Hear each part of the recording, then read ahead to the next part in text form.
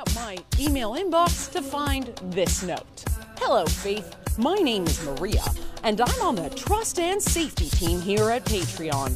I want to let you know that your creator page has been removed for violating our community guidelines on hate speech. What on earth did little old me say that could ever qualify as hate speech? Well, the note goes on. You recently sincerely recited the 14 words on a podcast. At Patreon, we believe in freedom of speech and promoting diverse viewpoints. We want to create a platform that empowers creators to share and debate ideas. That said, we do not support exclusionary ideologies. Is that so, Patreon? Because if you ask me, you banning me is kind of an exclusionary ideology. And as for the 14 words, nothing about them is exclusionary whatsoever. It doesn't say we support one group but not the other. They all have to go. So this is the part of the video where I'm going to provide you with some context. When Patreon said that I recently said the 14 words on a podcast, that, friends, was a lie. I actually did so way back in December of 2017. I was appearing as a guest on a YouTube channel hosted by One Millennial Woes, where I was encouraged to say the 14 words, something that I did without hesitation, specifically because I wanted to articulate, as I did in the video, that these words in and of themselves are not hate speech. This is a simple statement of survival, something that is a natural instinct for all groups of people, and that in fact, if you were to replace the word white in that sentence with black, Chinese, Aboriginal, Jewish, any sort of color, ethnicity, creed, race, etc., that just about any other identity politics obsessed group would adopt the slogan for themselves, that it is only seen as hate speech or seen as any sort of inflammatory phrase when white people use it. But hey, don't take it from me. Let's see what happens when we actually replace the word white in the 14 words with, oh, I don't know, say Aboriginal, and take to the streets of Toronto. So I figured the best way to not be identified by Antifa is to actually disguise myself as Antifa. So I'm here in Midtown Toronto. I have all of my white supremacy little pins on here. Reverse racism isn't real, and I can't be a racist. I have a white friend. I've come bearing a nice little petition. It's the 14 words, but I've removed the word white and replaced it with Aboriginal. Let's see how Torontonians feel about those big, scary hate speech 14 words. Check it out. Very simple. It just says if you want to secure their existence in a future for Aboriginal. Yeah, sure. Awesome. Thanks so much.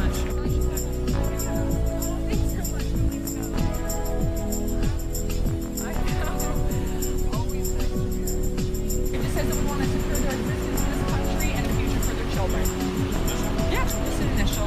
Perfect. Thanks so much, guys. I really appreciate it. If we're looking just to secure the existence of these people in our country and a future for their children. Yeah, sure. Thank you so much. Just the sign right there. Here? Yeah, that their existence is secured in this country and that their future for their children is as well. Okay. If you could just initial it, that'd be great. I don't want to initial it. It's up to you, totally. Okay, cool. Thanks so much. We want to guarantee the security of their existence in this country and the future for their children. That's all. Very simple statement. Sure, yeah. Thanks so much. No, that's it. Thanks so much. Just a universal statement that Canadian people stand for the existence of Aboriginals in this country, and we want a future for the children. So. As you can see, Faith Goldy, white rights activist, formerly alt-right, formerly of the rebel media, is banned from Patreon for hate speech, for using words that are specific, words that were literally a statement of intent by David Lane of the white supremacist terrorist gang, the Order, who died in prison for, amongst other crimes, organizing the murder of a Jewish radio show host. David Lane also came up with the 88 precepts, which are principles for the survival of the white race. Beyond the mission state. See, the 14 and 1488 is a mission statement. The 88 precepts, the number chosen because of the letter 8, the letter H in the alphabet being the 8th letter. So you do that twice, HH, Heil Hitler. It's meant to be code. So what you have is another case of the lexicon of didn't do nothing. The lexicon of didn't do nothing, where we have words specifically chosen, like we've talked about. It's okay to be white. You know, these are harmless words. This was the it's okay. This is the original. It's okay to be white.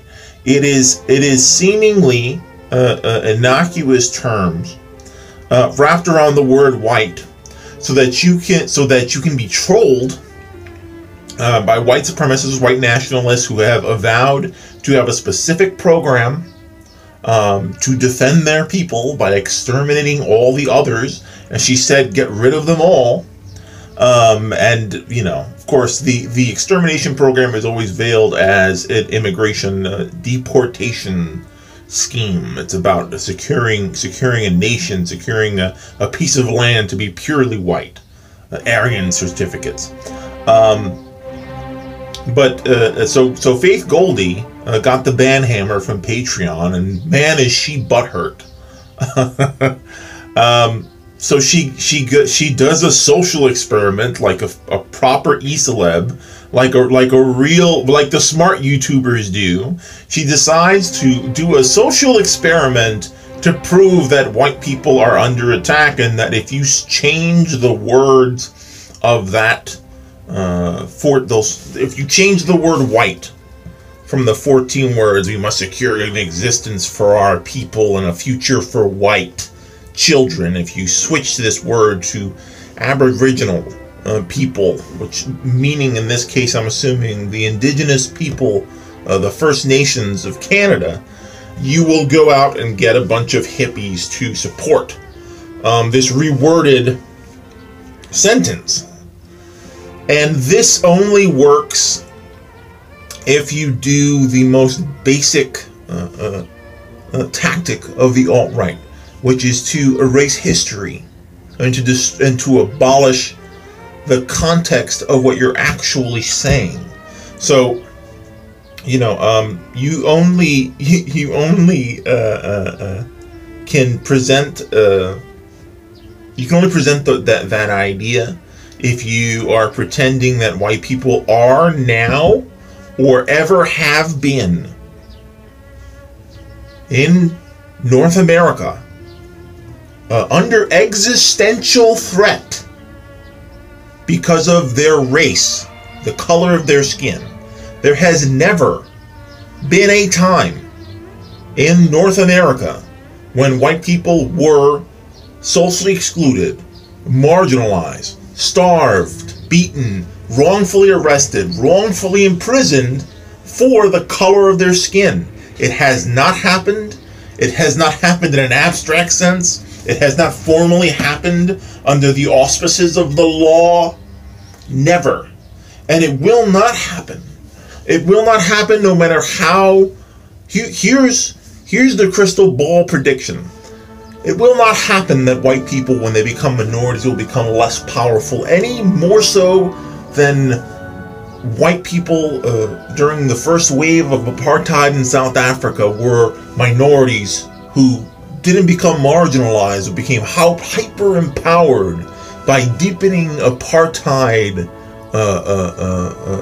expanding apartheid legislation. So what's happening here is the same thing that was communicated by the Boers in the 1940s and 50s, which is that we're being replaced, man. We need to defend ourselves because we're outnumbered. We need to bring apartheid back, or as they call it, separation of their people. That's what the 14 words is about. You'll see other you've seen other parts of this clip have. I'm not sure if it's in here, but other parts of this clip have, and it's relevant, Faith Goldy bitching about that she doesn't want to become a minority in her own country, which is, she doesn't mention why that pisses off conservatives, because she's not a conservative. Faith Goldy is, she wants to restore a status quo from the past. You know, modern liberals want to preserve the status quo.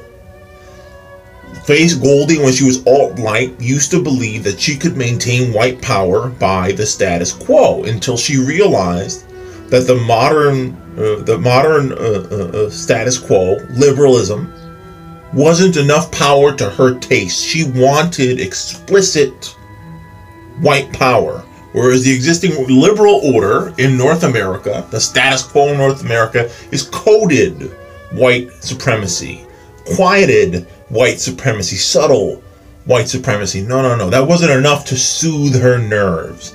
So what they call, what reactionaries want, right-wing reactionaries want, is something called status quo antebellum. And I hate using Latin words.